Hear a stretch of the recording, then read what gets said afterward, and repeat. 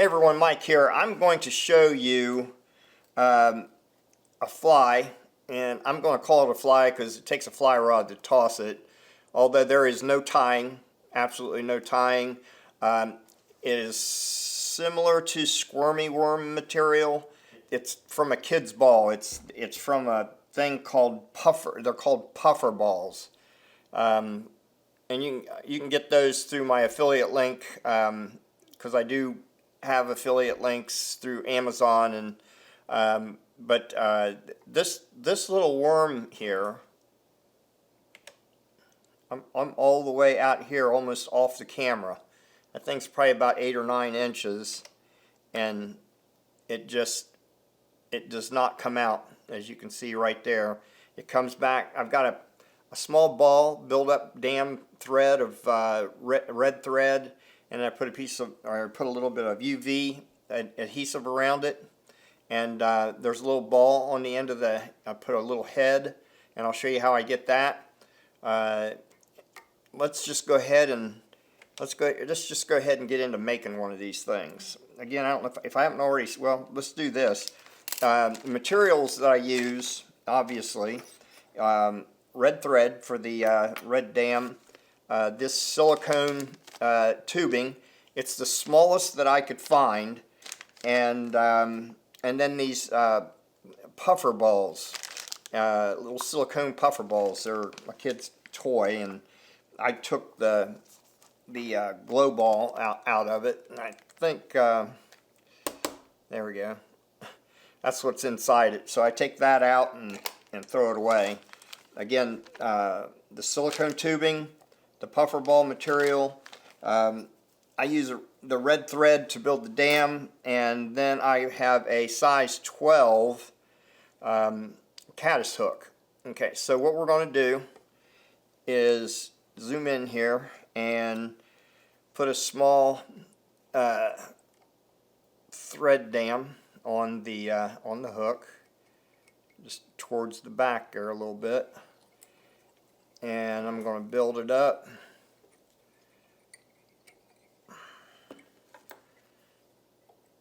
Nothing special. I mean, it's just pretty easy. And then what you want to do is build up kind of a head on this, and you're going to go back and forth to each side, and that should build up the middle a little bit to where you can get to, oops, yeah, if you're not careful, that'll happen. Okay, to side,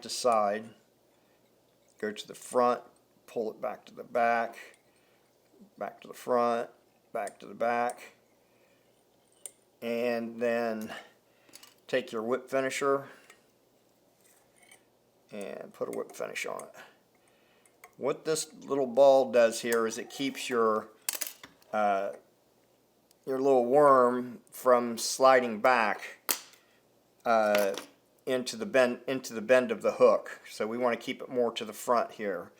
And to kind of finish that off, I'm going to kind of secure the thread so it doesn't unravel on us. I'm going to put a little bit of UV on there, and then hit it with the UV light.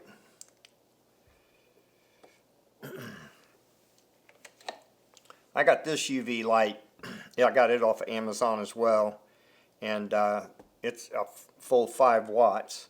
Very powerful, doesn't take much. It's got 3 settings to it. It's got a high setting, a low setting, and then it's got an oscillating setting. I like the oscillating setting because I think it kind of shocks the UV material much better, okay? And it helps it set up faster. So there's that part of it. Now, to take the silicone, our locking ring, our silicone locking ring, to get it, you don't want to try and cut this on the outside and slip it on. What you're going to want to do is slip it onto over the eye of the hook, and it will take a little bit of effort. Okay, just like that. And you can see that's not on there very far. So what I'm going to do now is I'm going to give it a little pull and get it right up to the eye of the hook, close to the eye of the hook as I can, and then push it back. Now look, that is a very small piece of that silicone tubing. Okay, so we got it up through there. And what we're going to want to do is we're going to cut one of these legs off here. So we grab one and kind of pull back. Now you're not going to want to cut up where the diameter runs into the ball. You're actually going to want to cut back into the ball area. So you're going to pull, hold it with your fingers like so, and go back, pull tight, go back about 1/4 of an inch or so, 1/8 of an inch, and you'll end up with this this little head on there, okay, and that will help prevent it from slipping back. So what we're going to do now is just put the head up through the bobbin threader and have it just like this. Pull it back just a little bit. You don't want to have a whole lot up to the front because then you have to pull too much through that piece of silicone tubing. You're going to want to have enough where you can get a hold of it and pull back like this, okay, and then we're going to pull that through there just like that. Okay, so now that you have it popped through, you're going to want to grab the tail section here and the piece that's sticking out. You don't want to try and pull it all the way out because if you try to pull it all the way out, it's going to the thin metal, the thin wire is going to cut through the silicone rubber. So once you have it through, then you can grab the rubber and on both sides and then just stretch it out, and that'll make it thin so it pops right through. So it pops right through that piece of silicone tubing, and then all you got to do is pull it again forward to see you're thinning it out, and then pull it until you get it about where is a good distance right there. Look at that. That actually makes a pretty nice looking head on there. And that thing is ready to fish. There's not really a whole lot to these things.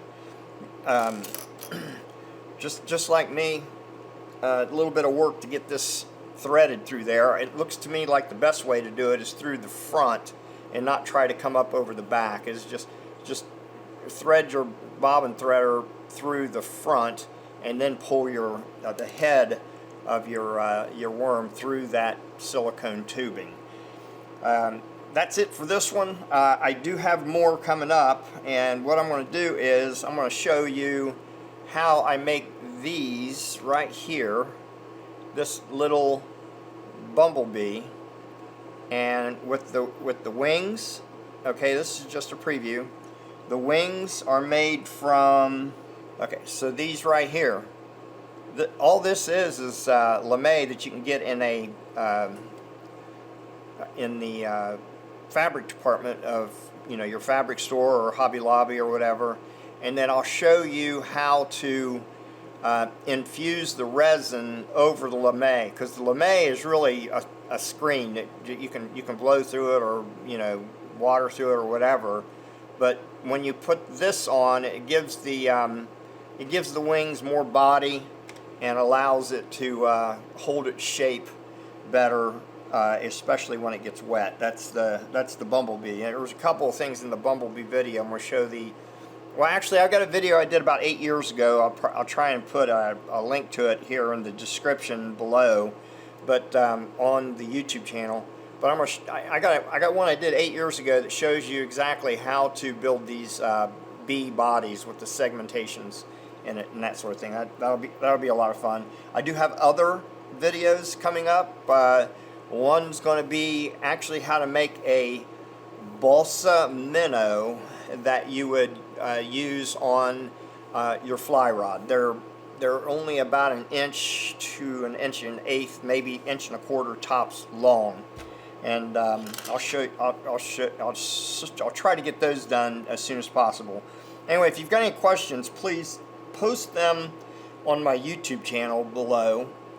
And also, if you found this interesting or valuable, give it a like. That helps the the algorithms so that so it gets pushed out and other people get to see it.